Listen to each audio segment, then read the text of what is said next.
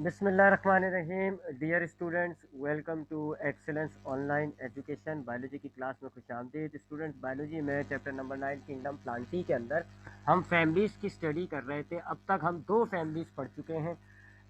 जो पहली फैमिली थी वो थी सुलूनसी। आपने देखा उसके क्या करेक्टर्स होते हैं, उसकी floral diagram, floral formula draw किया आपने। उसके बाद जो दूसरी फैमिली हमने कल की क्लास में स्टडी की वो थी फैमिली फैबीसी।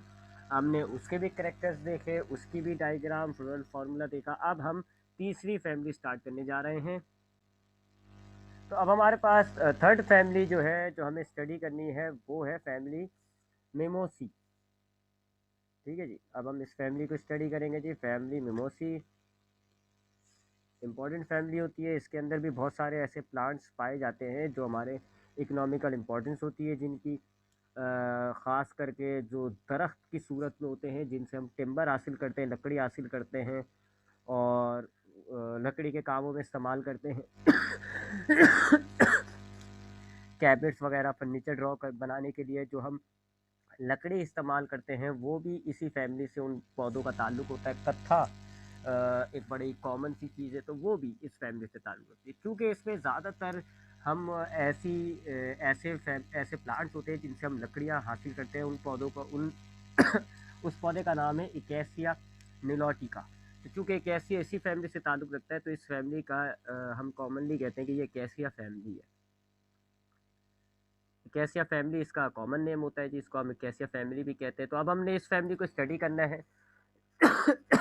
फैमिली मोमोसी की सबसे पहले इसके थोड़ा सा इंट्रोडक्शन लिखते हैं। इस फैमिली में हमारे पास तकरीबन 56 जीनस होती हैं, 56 जेनरा है इस फैमिली के अंदर। और इस 56 जेनरा के अंदर तकरीबन 3000 स्पीशीज़ पाई जाती है। 3000 स्पीशीज़ जो है इसमें पाई जाती है। काफ़ी इकोनॉमिकल इम्पोर्टेंट प्लांट भी इसी स्पीशीज़ से ताल्लुक़ रखते हैं। पाकिस्तान में इसके सिर्फ 2 जीनस पाए जाते हैं, 2 जेनरा पाए जाते हैं। और उन 2 जेनरा की कुल टोटल तकरीबन 50 के करीब जो है वो स्पीशीज़ पाकिस्तान के अंदर पाई जाती है। तो ये एक फैमिली, एक बड़ी फैमिली है। 56 जेनस इसमें मौजूद है, 3000 स्पीशीज़ इसके अंदर मौजूद है। पाकिस्तान के अतबार से ये बड़ी नहीं है। पाकिस्तान में इसके 2 जेनस और तकरीबन 50 स्पीशीज़ हैं, लेकिन ओवरऑल इसको आप कहोगे कि ये एक बड़ी फैमिली है। फिर इसकी ज़रा इन्फ्लोरेसेंस की बात करें हैं। इसकी इन्फ्लोरेसेंस तो इसमें भी रेसमोस पाई जाती है इन्फ्लोरेसेंस। इसकी भी इन्फ्लोरेसेंस जो है वो कौन सी है, रेसमोस। आपको बताया जा चुका है। दोनों फैमिलीज़ में भी रेसमोस पाई जा रही थी इन्फ्लोरेसेंस, जिसमें मेन जो एक्सिस होती है वो आपकी कंटिन्यू टू ग्रो, और साइड में ब्रांचेस आती हैं, उनमें फ्लावर जो है वो उगते हैं। इसकी जो रेसमोस होती है वो ज़्यादातर स्पाइक या अम्बल पाई जाती है। कौन सी होती है इसमें रेसमोस, स्पाइक या अम्बल। स्पाइक किसे कहते हैं, अम्बल किसे कहते हैं जी। सबसे पहले तो आपने रेसमोस को दोहरा लेना है कि ये एक मेन एक्सिस होती है, ये कंटिन्यू ग्रोथ करती रहेगी। यहाँ से इसमें ब्रांचेस निकलती है, ऐसे ब्रांचेस निकलेंगे और उनमें फ्लावर्स जो है वो आते जाते हैं। नीचे ओल्ड फ्लावर होता है, ऊपर जो है वो यंग फ्लावर होता है। इसको आप रेसमोस कहते हो। अब रेसमोस में बहुत सारी टाइप होती है। स्पाइक कहते हैं बिल्कुल इसी तरह की रेसमोस की ही टाइप है। इसमें जो फ्लावर्स होते हैं वो बगैर पेडिकल के होते हैं, यानी कि उनमें कोई डंडी नहीं लगी हुई होती। पेडिकल जो होते हैं, बगैर पेडिकल के जो होते हैं फ्लावर्स, तो ऐसी अरेंजमेंट को आप कहोगे स्पाइक। जबकि अम्बल में क्या होता है कि जो साइडों में ब्रांचेस आ रही होती है वो एक ख़ास लेंथ तक जा जाती रहती है। यानी कि यहाँ पे फ्लावर है, यहाँ पे फ्लावर है, यहाँ पे आप देख रहे हैं कि सारी ब्रांचेस जो है एक ख़ास लंबाई हासिल कर रही है, तो एक क्लस्टर ऑफ फ्लावर्स बन जाता है ऊपर की तरफ। इसको आप कहते हो अम्बल। तो अम्बल भी पाई जाती है इनमें, स्पाइक भी। और ये दोनों अम्बल और स्पाइक, ये दोनों रेसमोस की टाइप होती हैं। तो इनका जो इन्फ्लोरेसेंस है वो रेसमोस है। कौन सा वाला, स्पाइक या अम्बल ज़्यादातर पाया जाता है। उसके बाद इसके फ्लावर की बात करें, फ्लावर के करेक्टर्स देखें अगर हम इस फैमिली में, तो फ्लावर जो होता है इसका वो ब्रैक्टिएट होता है, पेडिसिलेट होता है ज़्यादातर। ब्रैक्टिएट होता है, यानी ब्रैकेट पाई जाती है इस फ्लावर में। ब्रैकेट में आपको बता चुका हूँ कि सेपल्स के नीचे जो पेडिसल होता है उसमें एक ख़ास लीफ टाइप के स्ट्रक्चर्स पाए जा रहे हो, तो उसको आप ब्रैकेट कहते हो। और ऐसे फ्लावर को आप ब्रैक्टिएट कहते हो। तो इनका फ्लावर ब्रैक्टिएट होता है, पेडिसलेट होते हैं ज़्यादातर फ्लावर इनके। जो जो जो पेडिसिलेट होंगे उनमें इस अम्बल जो होगी रेसमोस इनफ्लोरेसेंस पाई जाएगी, जिनमें पेडिसिल नहीं होगा उनमें स्पाइक होती है। तो पेडिसिलेट होते हैं ये ज़्यादातर। पेडिसिलेट भी आपको एक्सप्लेन किया जा चुका है कि पेडिकल मौजूद होती है, स्टॉक होती है जी फ्लावर की एक डंडी, उसको आप पेडिकल कहते हो। तो पेडिकल मौजूद होता है, कंप्लीट फ्लावर होता है इनका, यानी हर चारों जो वो जो होते हैं होल्स, यानी कि कैलेक्स, क्रोला, एंडोशियम, गाइनोशियम सारी चीज़ें पाई जाती है। तो कंप्लीट फ्लावर होता है, बाइसेक्सुअल होता है। दोनों सेक्सेस एंडोशियम गाइनोशियम दोनों एक ही फ्लावर में एग्जिस्ट कर रहे होते हैं। और हाइपोगाइनुअस होता है, हाइपोगाइनियस होता है, यानी कि ये भी आपको बताया जा चुका है कि इसमें जो ओवरी होती है वो ऊपर होती है, और फ्लावर के जो बाकी सारे जो पार्ट्स होते हैं, सारे जो होल्स होते हैं, यानी कि कैलेक्स, क्रोला, एंडोशियम, गाइनोशियम, वो नीचे की तरफ होते हैं। ठीक है, तो ऐसे फ्लावर को जिसमें ओवरी ऊपर होती है और बाकी सारे पार्ट जो है वो नीचे होते हैं, उनको आप हाइपोगाइनस फ्लावर कहते हो। और ऐसी ओवरी जो है वो सुपीरियर ओवरी भी कहलाती है। तो हम जब गाइनोशियम का करेक्टर लिखेंगे तो हम उसमें ओवरी सुपीरियर भी मेंशन कर देंगे। उसके अलावा ये एक्टिनोमॉर्फिक होते हैं, ज़्यादातर ये एक्टिनोमॉर्फिक मिलेंगे, यानी कि रेडियली सिमेट्रिकल होते हैं। तो एक्टिनोमॉर्फिक होंगे ये ज़्यादातर इनके फ्लावर, एक्टिनोमॉर्फिक। ठीक है, तो ये इसके फ्लावर के करेक्टर्स हो गए। ब्रैक्टिएट होता है, पेडिसिलेट होता है, कंप्लीट फ्लावर होता है, बाइसेक्सुअल होता है, हाइपोगाइनुअस होता है, और एक्टिनोमॉर्फिक फ्लावर होता है इसका। अब इसके होल्स को देखते हैं जी। तो पहला होल होता है कैलेक्स,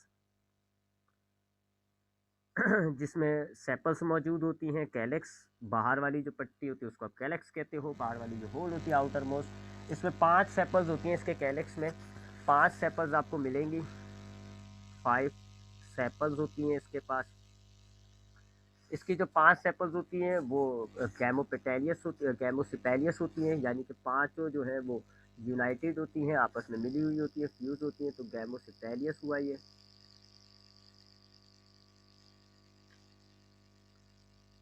ठीक है जी। तो इसकी जो सेपल्स होती हैं 5 होंगी, और वो पांचों आपस में मिली हुई होती है। और इसका जो एस्टिवेशन होता है वो वेलवेट एस्टिवेशन होगा, वेलवेट एस्टिवेशन होगा। यानी कि वेलवेट एस्टिवेशन आपने डायग्राम में भी ड्रॉ किया है जी।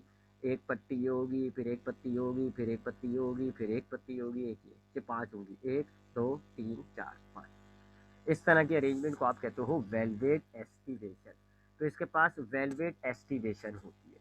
तो ये सेपल्स हो गए। सेपल्स के हम फ्लोरल फार्मूले में कैरेक्टर्स जब लिखेंगे तो हम यहाँ मेंशन कर देते हैं, के से हम इसको डिनोट करेंगे। 5 सेपल्स इसके पास मौजूद है, क्योंकि फ्यूज हुई हुई है तो हम ब्रैकेट भी लगा देंगे। तो ये फ्लोरल फार्मूले में हम इसका ये करेक्टर शायद शो कर देंगे। उसके बाद कैलेक्स के बाद जो अगला होल होता है वो क्रोला होता है जी। सेकेंड वन इज क्रोला, जिसमें पेटल्स मौजूद होती हैं, उसको आप क्रोला कहते हो। कैलेक्स के बाद आ रही होती है। इसमें भी 5 पेटल्स होती हैं, 5 पेटल्स होती हैं इसके फ्लावर में।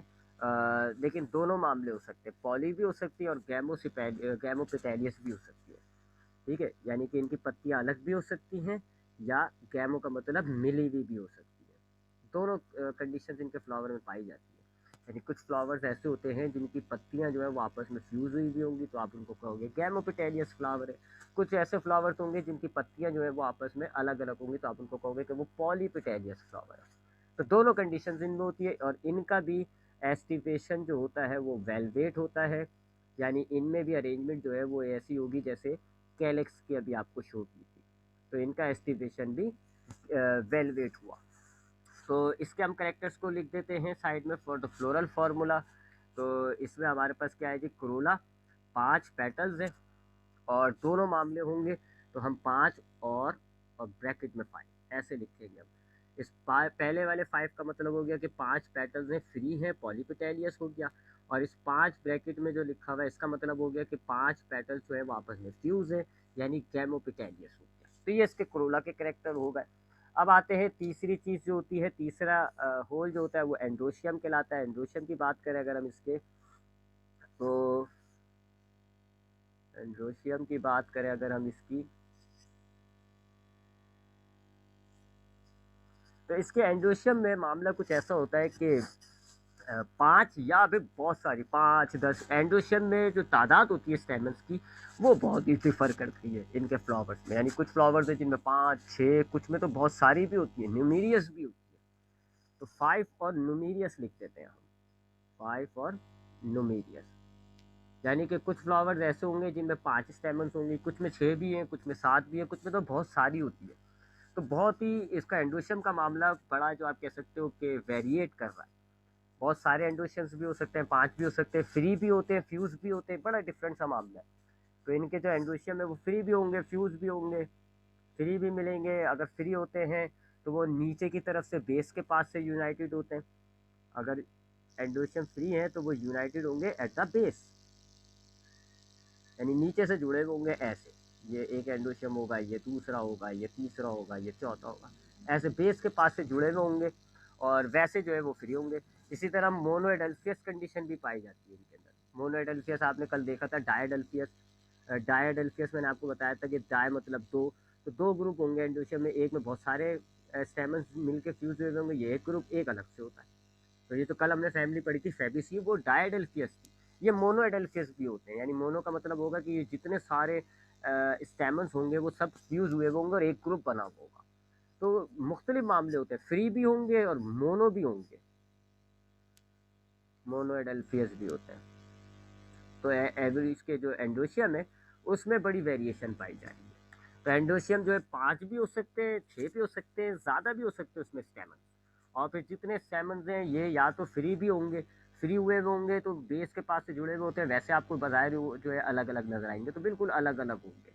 या फिर ये जुड़े हुए होंगे, तो जुड़े हुए कैसे होंगे, मोनोएडल्फियस की फॉर्म में, यानी एक ग्रुप बन के एक बड़ा सा, आपको ऐसा लग रहा होगा कि एक बड़ा सा एंडोशियम है, उसमें बहुत सारे एंथर्स पाए जा रहे हैं। ठीक है, तो ये इसका एंडोशियम हो गया। इसका हम जब करेक्टर शो करेंगे एंडोशियम के लिए ए लिखते हैं, हम ऐसे लिख देंगे 5 to एल्फा। एल्फा का इसका मतलब होता है इन्फिनिटी। ये मैथमेटिक्स का सिंबल होता है, इसका मतलब होता है इन्फिनिटी, और इन्फिनिटी का मतलब होता है बेतहाशा। तो हमें नहीं पता इसमें कितने ज़्यादा भी हो सकते हैं, तो इसलिए अब इसको ऐसे शो करेंगे 5 to इन्फिनिटी, 5 से लेके बहुत सारे हो सकते हैं। उसके बाद चौथा होल जो होता है वो गाइनोशियम कहलाता है। उसकी बात करें अगर हम गाइनोशियम की,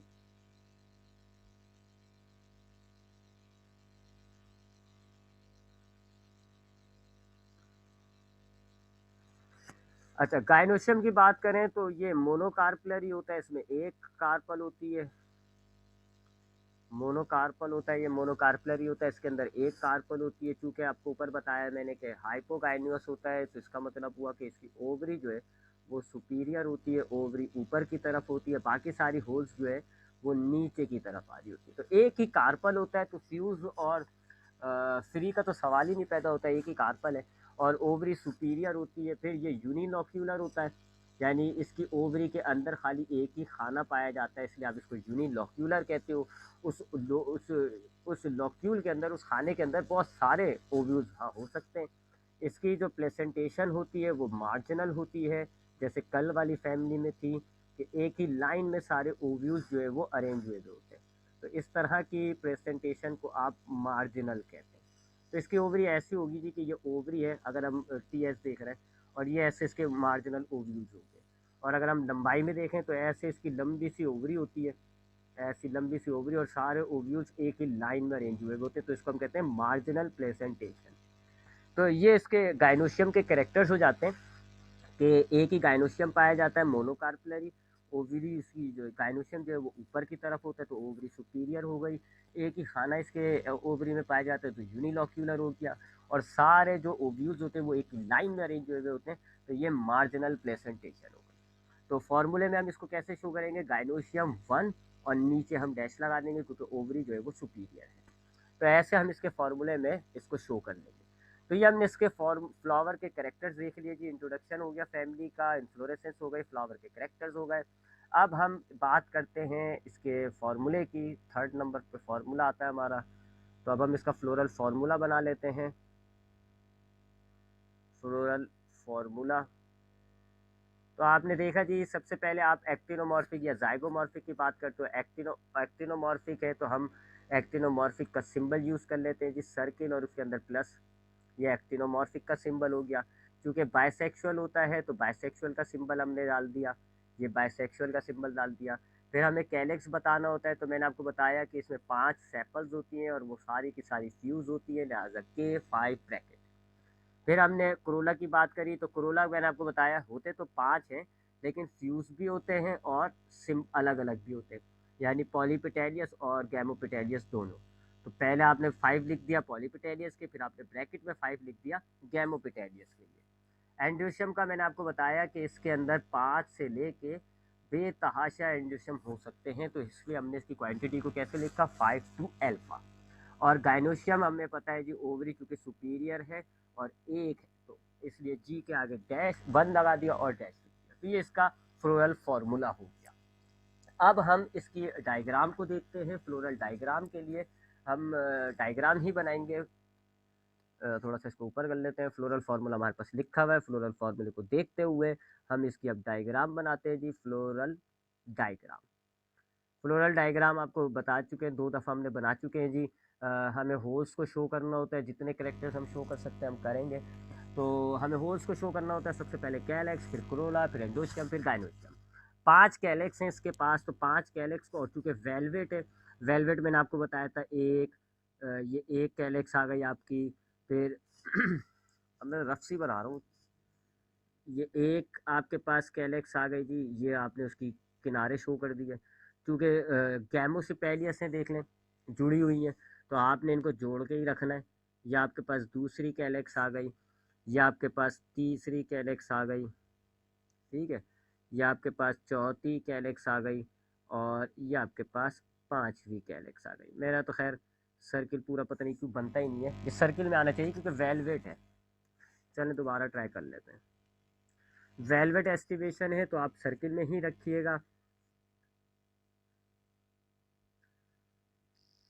एक मिनट में तो सर्किल ले लेते ना यहाँ से। इस पे कुछ कर देंगे एडिटिंग। हाँ, that would be a good idea शायद। हाँ, तो वेलवेट एस्टिवेशन है तो इसलिए गोल सी ही होनी चाहिए, और गैमोसिफेलियस है, ये भी याद रखिएगा, सारी फ्यूज़ होनी चाहिए। तो ये हम बनाते हैं जी इसकी। तो ये आपके पास आ गई जी पहली सेपल, ठीक है, ये आ गई पहली सेपल। फिर ये दूसरी सेपल आ गई आपके पास, ये दूसरी हो गई। फिर यहाँ से हमने तीसरी जोड़ते हुए बनाई जी, ये तीसरी हो गई जी। ये हमने चौथी बनाई, ये चौथी हो गई, और ये हमने पांचवी बनाई। हाँ, पांचवी ज़रा सही बनाते ना, ये हमने पांचवी। ये जो किनारे आपके पास आ रहे हैं ये आपकी गैमोसिफेलियस कंडीशन को शो करते हैं, ये किनारे मिले हुए होने चाहिए, ठीक है। थोड़ा सा इसको थोड़ा सा मोटा कर लेते हैं, पैट सेपल्स को ऐसे आप इसको थिक कर दें।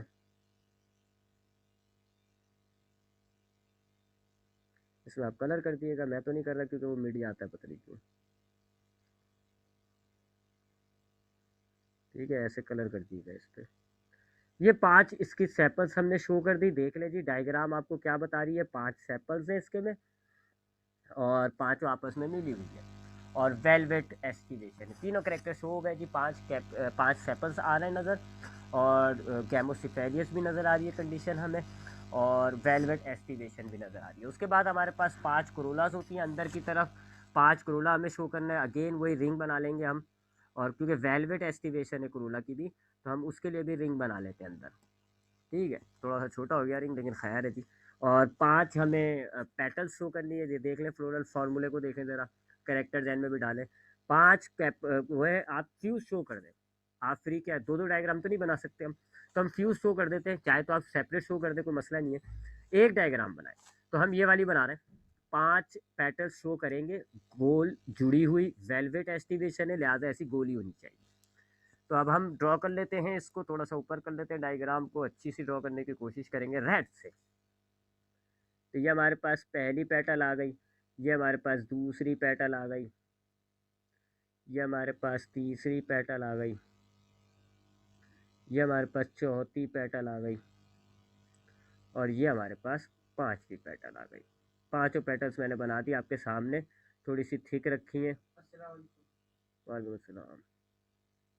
दो हो गई, ये तीसरी पेटल है हमारे पास, ये तीसरी हो गई, ये चौथी आ गई हमारे पास, और ये पांचवी। तो मैंने तो खैर गैमोपेटेलियस कंडीशन शो की है, मैंने पांचों पेटल्स को जोड़ दिया, ठीक है, क्योंकि दोनों ऑप्शन होते हैं तो मैंने जोड़ दिया। खैर जी, अल्लाह वाली के। अब हम गाइनोशियम बना लेते हैं बिल्कुल बीच में, क्योंकि एंडोशियम एंड में बना लेंगे, गाइनोशियम हम बीच में बना लेते हैं। गोल गाइनोशियम है, गाइनोशियम एक है, तो एक हमने ओवरी ओवरी वो बनाया, ओवरी। और मार्जिनल प्लेसेंटेशन मैंने आपको बताया था ऐसे ड्रॉ करते, तो ये मार्जिनल प्लेसेंटेशन। अब एंथर बना लेते हैं। एंथर तो आपके पास इनफाइनाइट है, बेतहाशा है। तो एंथर की तो जब बेतहाशा है तो उसमें कोई प्रॉपर अरेंजमेंट भी नहीं है, लिहाजा एंथर जो है आप रैंडम ड्रॉ कर लो, ऐसे ऐसे आप रैंडम ड्रॉ कर लो, बेतहाशा बना लो, क्योंकि इनफिनाइट है। आपके पास कितने हैं जी, बहुत सारे हैं, पांच वाली कंडीशंस नहीं, हम इनफाइनाइट शो कर रहे हैं, तो ऐसे हम बहुत सारे जो है इसके अंदर एंथर्स बना देंगे, या आपने सॉरी स्टेमन्स बना देंगे, या हमने स्टेमन्स बना दिया। तो चारों होल्स हो गई, कैलेक्स हो गई, क्रोला हो गई, एंडोशम हो गई, गाइनोशम हो गई। आखिर में नीचे आप ब्रैकेट बना दें, क्योंकि ब्रैक्टिएट फ्लावर्स हैं तो नीचे आप ऐसे ब्रैकेट बना दिया करते हैं। जो फ्लावर्स ब्रैकेट हो उनमें आप ऐसे नीचे एक और पत्ती बना दो, ये ब्रैकेट की पत्ती होती है। और ऊपर जो है वो आप ये मदर एक्सिस ड्रॉ कर दो कि ये आपका सब फ्रंट स्टार्टिंग पॉइंट। ये इसकी फ्लोरल डायग्राम हो गई। आपने चारों कैलेक्स, क्रोला, एंडोशियम, गाइनोशियम बना दिया अकॉर्डिंग टू दी करेक्टरिस्टिक्स, और आपने नीचे जो है वो ब्रैकेट भी शो कर दिया। तो ये हो गया इसका फ्लोरल डायग्राम। अब उसके बाद करते हैं जी, उसके बाद इसकी इकोनॉमिकल इंपॉर्टेंस के हवाले से बात।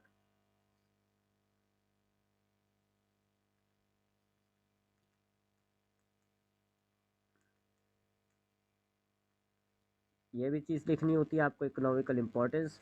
तो अभी ज़रा इसकी इकोनॉमिकल इम्पोर्टेंस की बात कर लेते हैं इस फैमिली की।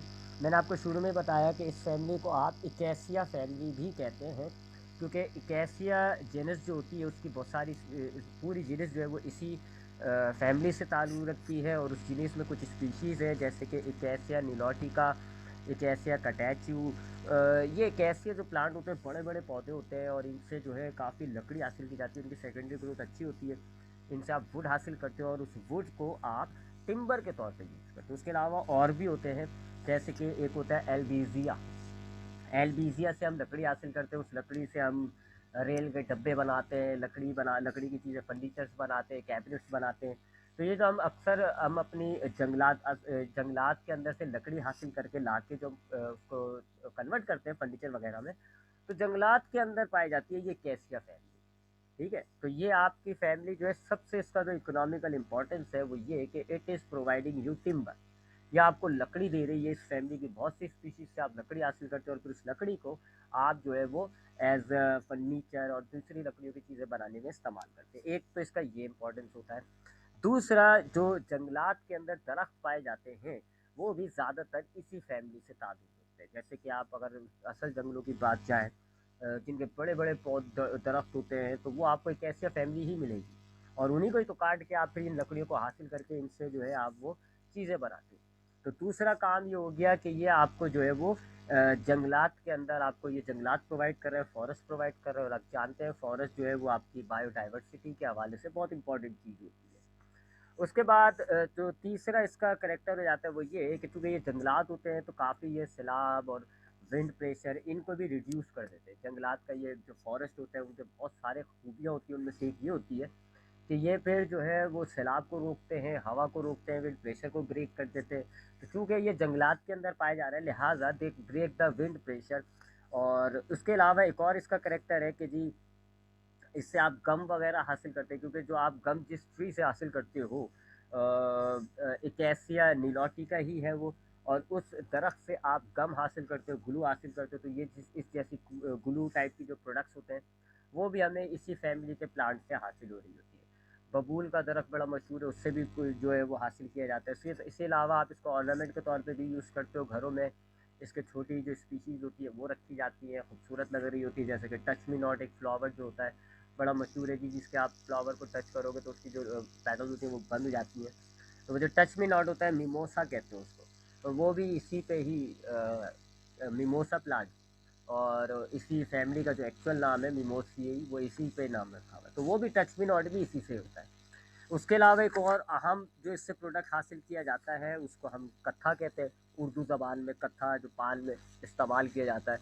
तो कत्था जिस पौधे से हासिल किया जाता है वो होता है इकेसिया किटैचू। और इकेसिया किटैचू जो है उसकी स्टेम को काट के उसको बड़े प्रोसेस से गुजारा जाता है और उसके बाद उससे हासिल किया जाता है कत्था। और आप जानते हैं जी कि सेंट्रल एशिया बिलखसूस पाकिस्तान, इंडिया, बांग्लादेश वगैरह इनमें ये बहुत इस्तेमाल होता है। तो ये जो कत्था है ये भी एज अ प्रोडक्ट जो है वो हमें इस फैमिली से हासिल होता है। तो काफ़ी इकोनॉमिकल इंपॉर्टेंस इस फैमिली की है। टिम्बर आप इससे हासिल कर रहे हो या आपके जंगलात की फॉर्मेशन में अहम किरदार अदा कर रहा है। आप इससे जो है वो गम हासिल करते हो, आप इसको ऑर्नामेंट्स के तौर पे यूज़ करते हो और आप इससे जो है कत्था, खासकर कत्था तो सबसे इम्पोर्टेंट करेक्टर हो गया इसका, आप इससे कत्था भी हासिल करते हो। तो ये हमारे पास हो गई थी तीन फैमिलीज, हमने तीन फैमिलीज को स्टडी कर लिया। पहली थी सोलोनासी, दूसरी थी मिमोसी और फैबीसी। तीन फैमिलीज को हमने स्टडी कर लिया। अब इंशाल्लाह नेक्स्ट क्लास में दो छोटी सी फैमिलीज और है हमारे पास, दो नहीं सॉरी तीन है, एक सेकंड, तीन हो गए ना, तीन है जी। एक रोसियसी है और एक पोएसी है और एक और है कैथिया फैमिली। तो ये तीन फैमिलीज हमारी रह गई हैं, इंशाल्लाह इनको भी हम स्टडी करेंगे। और फिर आपने इन सारी फैमिलीज को देखें, वन बाय वन फैमिली कराने का मकसद ये है कि किसी दो फैमिली में कन्फ्यूजन ना हो जाए। हम चाहें तो एक साथ दो, एक क्लास में दो फैमिली को भी स्टडी कर सकते हैं, लेकिन प्रॉब्लम उसमें ये हो जाएगी फिर आप कंफ्यूज हो जाओगे कि जी कौन सा फ्लावर ब्रैक्टिएट है, किस फैमिली का फ्लावर ई ब्रैक्टिएट है, किस में न्यूमीरियस थे, किस में एक थे। तो एक दिन में एक फैमिली कराने का मकसद ही यही है कि आपको इस फैमिली के सारे करेक्टर्स याद हो, फिर आप फ़ौरन से इस फैमिली को याद करो और आपके वो सारे करेक्टर्स पक्के हो जाए। नहीं तो असल कन्फ्यूजन इसमें क्या है? असल कन्फ्यूजन तो यही है कि आपके फैमिलीज़ के करेक्टर्स एक दूसरे में किचमिच हो जाते हैं, कन्फ्यूजन आती है। आप कहते हो जी कौन सा फ्लावर एक्टिनोमॉर्फिक था, कौन सा जाइगोमॉर्फिक था, तो इसमें बड़ी कन्फ्यूजन हो जाती है। तो इसलिए एक एक फैमिली कराने का मकसद यही है कि आप इसको आहिस्ता आहिस्ता इन फैमिलीज़ को याद भी करते जाएँ। मैंने आपको पहले ही कहा था, इन फैमिलीज़ में से एक आपका लॉन्ग क्वेश्चन